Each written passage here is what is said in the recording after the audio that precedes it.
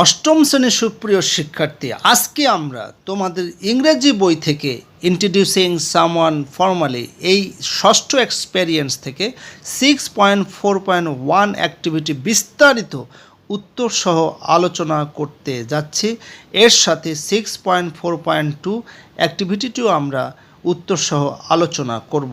প্রথমে জেনে নেই আমাদের জন্য নির্দেশনা কী দেয়া আছে।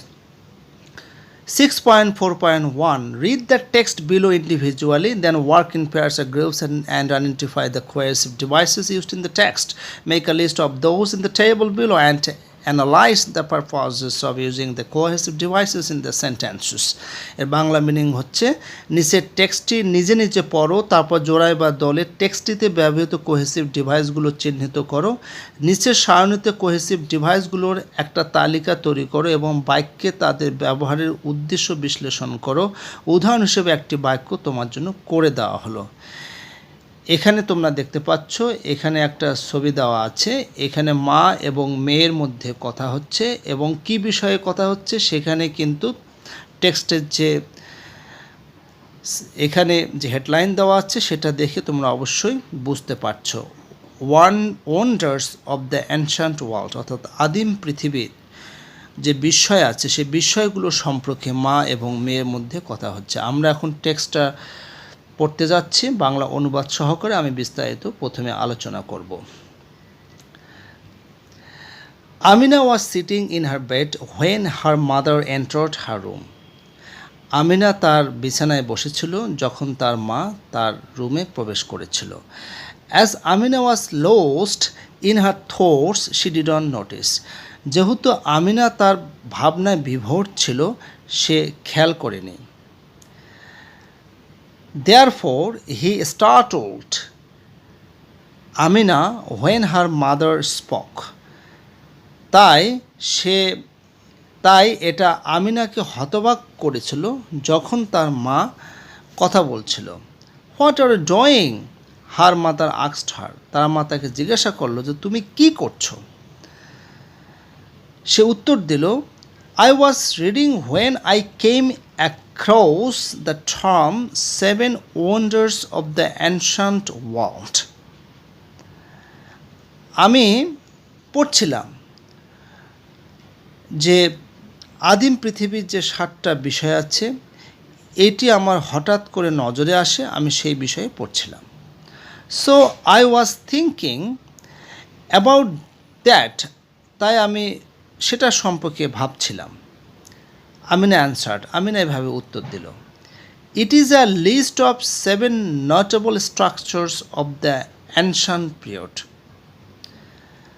যে এটি হলো আদিমকালের 7টি উল্লেখযোগ্য নির্মাণ কাঠামোর তালিকা। মাদার সেড, মা এভাবে বলল। Then why are they called wonders asked Amina. Amina জিজ্ঞাসা করলো, তো কেন এগুলোকে বিস্ময় বলা হয়? You tell me why, mother said. Mother বলল যে তুমি আমাকে বলো কেন এটাকে বিস্ময় বলা হয়। এখন মা বলল, mother said, I don't know মা। অনেক আদর করে বলল যে মা আমি জানি না কেন এগুলোকে বিস্ময় বলা হয়। এটা মা কিন্তু উত্তর দিল। আমিনা জিজ্ঞাসা করলো যে আমাকে বলো কেন এটা বলা হয়, কেন এই 7টি যে উল্লেখযোগ্য নির্মাণ কাঠামো আছে কেন এগুলোকে বিস্ময় বলা হয়। Can you name 1 or 2 of them, mother asked. মা জিজ্ঞাসা করলো যে তুমি কি এগুলোর একটা বা দুইটা নাম বলতে পারো। এরপরে আমিনা উত্তর দিল এভাবে, great pyramid of Giza, lighthouse of Alexandria, answered Amina. Amina উত্তর দিল যে গিজার বৃহৎ পিরামিড আর আলেকজান্দ্রিয়ার lighthouse. Both are correct, let us take the case of the great pyramid of Giza, what do you know about it, mother said. মা বলল যে চলো আমরা এখন গিজার গ্রেট পিরামিড সম্পর্কে এই বিষয়টা নিয়ে আলোচনা করি, তুমি এটা সম্পর্কে কি জানো। সে উত্তর দিল এভাবে, firstly it is in Egypt, secondly it is huge, Amina replied. যে প্রথমত এটা মিশরে অবস্থিত, আর দ্বিতীয়ত এটা অনেক বড়। It stood 481 feet tall when constructed.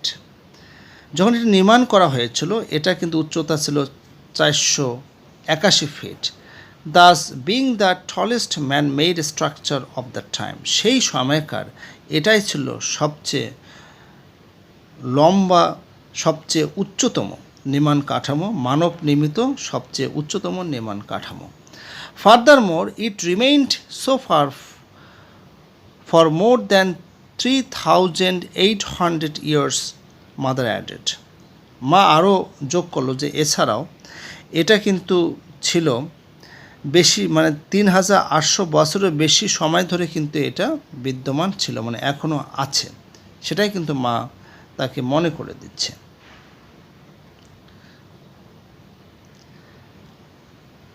I can hardly wrap my head around it, considering its massive structure in addition to its ancient origin, Amina said. Amina বলল যে এরকম আদিম যে উৎপত্তি ছাড়াও, অর্থাৎ এটার যে বিশাল নির্মাণ কাঠামো বিবেচনা করে আমি আমার ভাবনাটাকে থামাতে পারিনি, মানে সে এটা নিয়ে আরও ভাবছে। Amina said, moreover it was built without modern technologies, mother's added. মা আরও যোগ করল যে এটা কিন্তু বর্তমান প্রযুক্তি ছাড়াই নির্মাণ করা হয়েছিল, অর্থাৎ বর্তমানে যে প্রযুক্তি ব্যবহার করা হয় সেই সময় কিন্তু এরকম প্রযুক্তি ছিল না, সেটাই কিন্তু মা বলার চেষ্টা করছে। All of the 7 are testaments of human Marvel.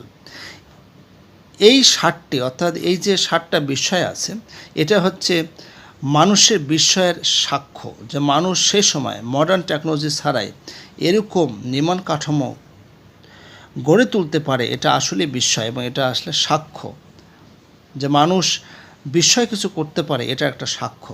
টেস্টামেন্টস অর্থ হচ্ছে সাক্ষ্য। Okay, for instance the lighthouse of Alexandria was almost 387 feet টল।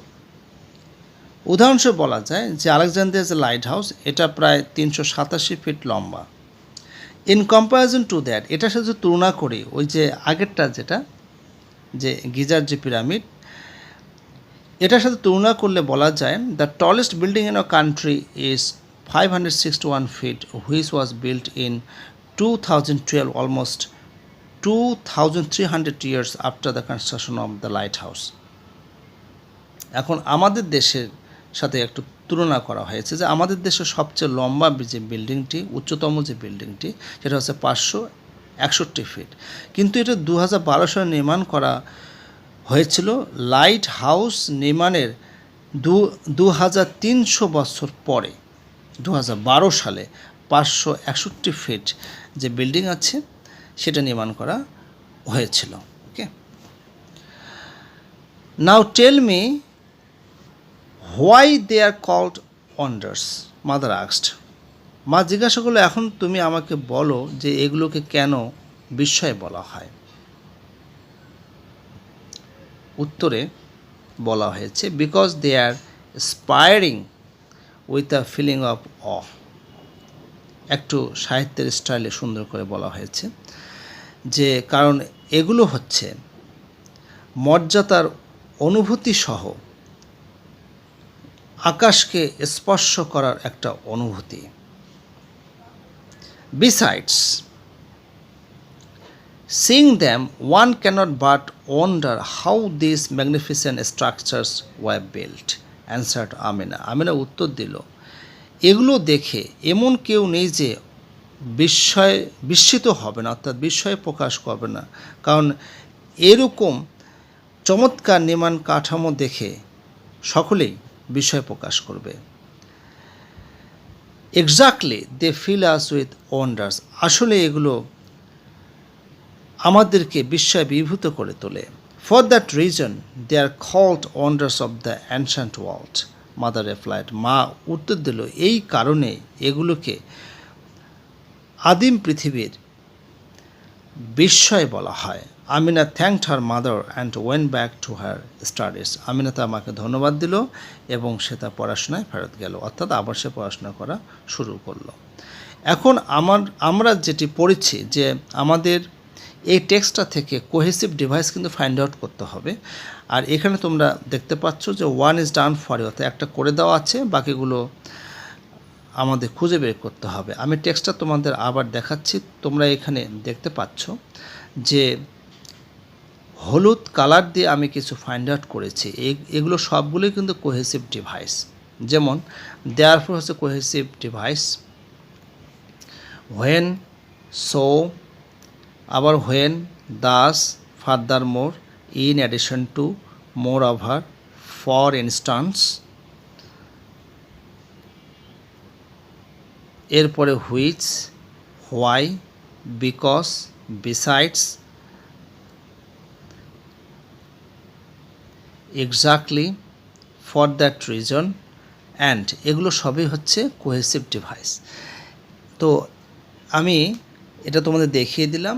এখন উত্তর সেকশনে যখন যাচ্ছি, এর কেন এগুলো ব্যবহার করা হয়েছে এর পারপাসটা সহ আমি উত্তর প্রদান করছি। যেমন প্রথমটা কী ছিল, কোহেসিভ ডিভাইস দেয়ারফর, এটা কিন্তু করে দেওয়া আছে। দেয়ারফরটা কেন, কোন উদ্দেশ্যে ব্যবহার করা হয়েছে, কজ অ্যান্ড ইফেক্ট, কারণ এবং এর ফলাফল প্রকাশ করার জন্য দেয়ারফরটা ব্যবহার করা হয়েছে। এভাবে হোয়েনটা কেন ব্যবহার করা হয়েছে, জয়নিং টু ইনসিডেন্ট, দুটো ঘটনাকে যুক্ত করার জন্য। সোটা কেন ব্যবহার করেছে, সেম উত্তর হবে কজ অ্যান্ড ইফেক্ট। দাস কেন ব্যবহার হয়েছে, as a result of something, যে কোনো কিছুর ফলাফল ব্যক্ত করার জন্য দাসটা ব্যবহার করা হয়েছে। এরপর ফার্দার মোর কেন ব্যবহার করা হয়েছে, to add a point or argument, অর্থাৎ কোনো একটা পয়েন্ট বা যুক্তি যোগ করার জন্য। In addition to, same as to add a point or argument. Moreover, same as to add a point of argument. এই তিনটে আসলে furthermore, in addition to, moreover, এগুলো কোনো একটা পয়েন্ট বা কোনো একটা আর্গুমেন্ট যোগ করার জন্য ব্যবহার করা হয়। এরপরে কোহেসিভ ডিভাইসটা রয়েছে ফর ইনস্টান্স, এটা আসলে ব্যবহার করা হয় to give an example to make the topic clear, কোনো একটা টপিক পরিষ্কার করার জন্য উদাহরণ পেশ করা হয়, দেওয়া হয়। হুইচ কেন ব্যবহার করা হয়েছে, indicates a particular thing or event, নির্দিষ্ট কোনো বস্তু বা ঘটনাকে নির্দেশ করার জন্য।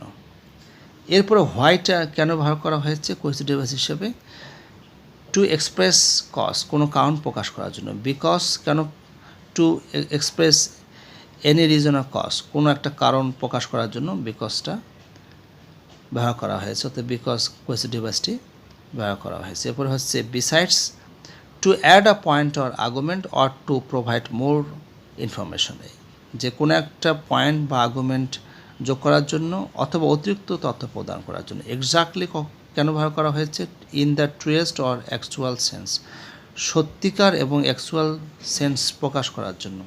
ফর দ্য রিজন মানে সেই কারণে। এটা কেন ব্যবহার করা হয়েছে, to state the former reason or cause. And কেন ব্যবহার করা হয়েছে, to add two things or matters or topic and what not, মানে দুটা জিনিস বা আরও অনেক কিছু বিষয় যোগ করার জন্য অ্যান্ড কোহেসিভ ডিভাইসটি ব্যবহার করা হয়। অষ্টম শ্রেণীর সুপ্রিয় শিক্ষার্থী, আমরা টেক্সটটা 7 wonders of the ancient world এই সম্বন্ধে টেক্সটটা পড়ে এই টেক্সটের মধ্যে কী কী কোহেসিভ ডিভাইস আছে এবং কেন এগুলো ব্যবহার করা হয়েছে, কোন উদ্দেশ্যে ব্যবহার করা হয়েছে, সেটা কিন্তু আমি তোমাদের প্রদান করলাম। তোমরা ডেসক্রিপশন বক্স থেকে পুরো ফাইলটা ডাউনলোড করে নেবে। এরপরে 6.4.2 ফর্মাল রাইটিং আমরা প্রথমে পড়ে নিচ্ছি আমাদের জন্য নির্দেশনাটা কি দেওয়া আছে। Read the text in activity 6.3.5 someone's inspiration, which is an informal text. In groups, rewrite the text to make it a formal text. In doing this, you can study the features of the formal text. In activity 6.3.3, write the informal version on poster paper, present it to the whole class upon completing the writing. বলা হচ্ছে যে activity 6.3.5 এর formal text অর্থাৎ someone's যে expression আমরা এটা কিন্তু পড়েছি, হ্যাঁ, অর্থাৎ টেক্সট আসলে এরকম খালেক্স এক্সপাইরেশন। তো এটা উপরে ভিডিও দেওয়া আছে, তোমরা এটা দেখে নেবে। এটা কিন্তু আবার পড়তে বলা হচ্ছে, দলের টেক্সটটিকে ফর্মাল টেক্সটে পুনরায় লেখো। এটা করার জন্য অ্যাক্টিভিটি 6.3.3 এর ফর্মাল টেক্সট সম্পর্কিত ফিচারগুলো পড়তে পারো। পোস্টার পেপারে ফর্মাল ভাষণটি লেখো, লেখা শেষে শ্রেণীতে উপস্থাপন, এগুলো তোমাদের করতে হবে, ঠিক আছে। ফর্মাল টেক্সটে লেখার পরে এটা পোস্টার পেপার লেখার পরে এটা তোমাদের অবশ্যই ক্লাসে উপস্থাপন করতে হবে। এখন এরপরে যেটা রয়েছে 6.4.3 ইনফর্মাল রাইটিং, অর্থাৎ এখানে যে কাজটি করতে হবে, এখানে মোট 4টি চিত্র দেওয়া আছে। এই 4টি চিত্রের মধ্যে যে কাজটি করতে হবে, 4টি চিত্রের আলোকে যেটা করতে হবে তা হলো, হয় আমাদের এখানে ইনভাইটেশন লিখতে হবে, অথবা কংগ্রাচুলেটরি মেসেজ আমাদের লিখতে হবে, অথবা চিত্রটি সম্পর্কে বর্ণনা করতে হবে। এই তিনটার মধ্যে যে কোনো একটা কাজ করলেই চলবে। আমরা এখানে প্রথম চিত্রে দেখতে পাচ্ছি যে এখানে কারো জন্মদিন পালন করা হচ্ছে, হ্যাপি বার্থডে এখানে দেখতে পাচ্ছি। আমরা জানি হ্যাপি বার্থডেতে সাধারণত উইশ করা হয়। আর এখানে আমরা ঈদ উল ফিতর বা ঈদ উল আজহার একটা মিলন মেলা দেখতে পাচ্ছি, বা ঈদগাহ, এখানে মুসলিম নামাজ পড়ার জন্য এসছে। আর এখানে আমরা দেখতে পাচ্ছি যে নববর্ষ উদযাপন করা হচ্ছে, শুভ নববর্ষ। আর এখানে আমরা দেখতে পাচ্ছি এখানে বিবাহ হচ্ছে, ঠিক আছে। তো 4টি চিত্র দেখে আমরা 4টি চিত্রের আলোকে হয় আমরা কি করব, মানে ইনভাইটেশন লিখব, অথবা কংগ্রাচুলেটরি মেসেজ আমরা লিখতে পারি, ঠিক আছে, অথবা আমরা চিত্রটি সম্পর্কে ডেসক্রিপশন করতে পারি। তো মোট এখানে 5টি পিকচার আছে। প্রথম পিকচারটা ছিল হচ্ছে জন্মদিন সম্পর্কে, তাই আমি এখানে যেটা লিখেছি সেটা হচ্ছে কংগ্রাচুলেটরি মেসেজ, যেটা আমরা সবাই বলি হ্যাপি বার্থডে টু ইউ, যার জন্মদিন তাকে আমরা বলি। সেকেন্ড পিকচার সম্পর্কে আমি তোমাদের একটা আইডিয়া দিয়েছি যে এটা হচ্ছে ঈদগাহ মাঠে, এখানে মুসলিমরা নামাজ পড়ছে। তো আমরা এখানে উইশ করতে পারি এভাবে, ঈদ মোবারক টু অল, অথবা যেহেতু ঈদ আমরা কিন্তু ইনভাইটেশন করতে পারি এভাবে যে dear friend, you are cordially invited in our home on the occasion of Eid ul-Fitr. You all will enjoy a good time all together. Yours ever, Shelly. বলা হচ্ছে যে প্রিয় বন্ধু, ঈদ উল ফিতর উপলক্ষে তোমাকে আমাদের বাড়িতে আন্তরিকভাবে আমন্ত্রণ করা হচ্ছে, আমরা সকলেই একটা ভালো সময় কাটাবো, তোমারই শেলি। তৃতীয় পিকচার আমরা দেখেছি যে এখানে নববর্ষ পালন করা হচ্ছে, এখানেও কিন্তু কংগ্রাচুলেটিং মেসেজ লেখা হয়েছে হ্যাপি নিউ ইয়ার। চতুর্থ পিকচারে আমরা দেখেছি কোনো বিয়ে অনুষ্ঠান হচ্ছে, তাই বিয়ে অনুষ্ঠান সাধারণত দাওয়াত দেওয়া হয়, এখানে দাওয়াতে দেওয়া হয়েছে। যেমন এখানে বলা হচ্ছে dear friend, you are cordially invited in our home on the occasion of my elder sister's marriage ceremony. যে আমার বড় বোনের বিবাহ উপলক্ষে তোমাকে আমাদের বাড়িতে আন্তরিকভাবে আমন্ত্রণ জানানো হচ্ছে। This event will be held on 7 May 2024. এই বিয়েটা 7 মে 2024 সালে হবে। I do hope your presents with your family members. আমি আশা করছি তোমার পরিবারের সকল সদস্য নিয়ে তুমি উপস্থিত থাকবে। Yours ever, Shaila. ওকে, পঞ্চম যে ছবিটা সেটা কিন্তু একটা ডেসক্রিপশন আমি দিয়েছি, ছবিটা তোমাদের আমি দেখাচ্ছি। এখানে আমরা দেখতে পাচ্ছি এখানে একজন কোচ রয়েছে, তিনি কিন্তু নির্দেশনা দিচ্ছেন যে কিভাবে পাহাড়ে চড়তে হবে। এটা কিন্তু আমরা দেখতে পাচ্ছি পাহাড়, এই পাহাড়ে কিভাবে চড়তে হবে। তো এটা আসলে শুধুমাত্র ডেসক্রিপশনে দিতে হবে, আমি এখানে কিন্তু ডেসক্রিপশন দিয়েছি ছোট করে, তোমরা এখানে দেখতে পাচ্ছ description. In this picture, I see some climbers who are discussing among themselves about how to climb on the mountain. এই ছবির মধ্যে আমরা দেখতে পাচ্ছি কিছু পর্বত আরোহী, তারা নিজের মধ্যে আলোচনা করছে কিভাবে পর্বত আরোহণ করবে। Of course there is an instructor or coach who are giving instruction to them about climbing on the mountain. অবশ্যই তাদের একজন কোচ আছে বা শিক্ষক আছে যারা যিনি আসলে পর্বতে আরোহণ করার জন্য প্রয়োজনীয় নির্দেশনা দিচ্ছেন। অষ্টম শ্রেণীর সুপ্রিয় শিক্ষার্থী, আজকে এ পর্যন্তই। তোমরা সবাই ভালো থাকবে। ভিডিওটি ভালো লাগলে অবশ্যই লাইক, সাবস্ক্রাইব, নোটিফাই করবেন।